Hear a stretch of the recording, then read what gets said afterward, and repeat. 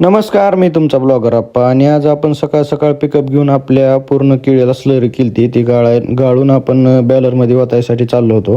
तर सकाळ सकाळी आपण आज आपला जो घरापाशी 2 प्लॉट आहेत त्याला आपण 2 बॅलर स्लरी वाटणार होतो. मग आपण स्लरी 1000 लिटर केली. आपण 9 एकराच्या हिशोबाने स्लरी केली. तर मग घरापासल्या प्लॉटला 2 बॅलर म्हणजे 400 लिटर पाणी आपल्याला त्या स्लरीचं वाटायचं होतं. तर मग सगळं गाळून वगैरे घेतलं आणि तिथं बॅलर भरून घेतलं. तिथं बॅलर भरून झालं की आपण मळ्यात गेलतो. मळ्यात आपल्याला तिथं 4 एकराचं प्लॉट आहे. इथं आपल्या रस्त्याच्या कडेला एक प्लॉट आणि रस्त्याच्या वरच्या साईडला एक प्लॉट आहे. ती 4 एकराचं प्लॉट आहे. तिथं 2 बॅलर स्लरी आपण गाळून घेतली. तिथून पुढं खालच्या रानात गेलो. खालच्या रानात 2 एकर आहे. तर त्या रानात आपण सगळी स्लरी बेरी गाळून घेतली. तिथून पुढं मग आपल्याला 2 एकराचा प्लॉट बांधायसाठी आलता. त्याला आपण कोंबड खत घेतलं होतं.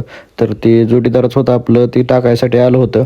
तर मग त्यांनी सगळं म्हणजे खाली खत करून घेतलं आणि तिथून पुढं अख्ख्या प्लॉटला टाकलं. तसंच आपण एक टायली आपली शिल्लक होती तर ती वरच्या साईडला टाकली होती शेणखताची.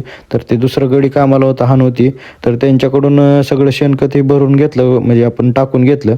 तिथून पुढं आपल्याला 2 एकराच्या हिशोबाने बेसळ घ्यायची होती. तर अख्खी पूर्ण बेसळचं पोती सगळी काढून घेतली आणि मिक्स करून घेतली. मिक्स करून घेतल्यानंतर परत आपण अर्ध्या अर्ध्या गोण्या भरल्या आणि टायलीत टाकल्या आणि टायलीत टाकून मग परत त्याला टाकायसाठी रानात गेलतो.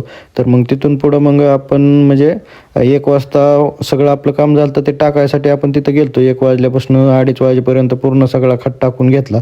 खत टाकून घेतल्यानंतर ट्रॅक्टर बांधायसाठी आला होता. मग ट्रॅक्टरने बांधायला चालू केलं. 1-2 तास झाली, पण पावसाचं वातावरण झालं होतं. तोपर्यंत पाऊसच आला.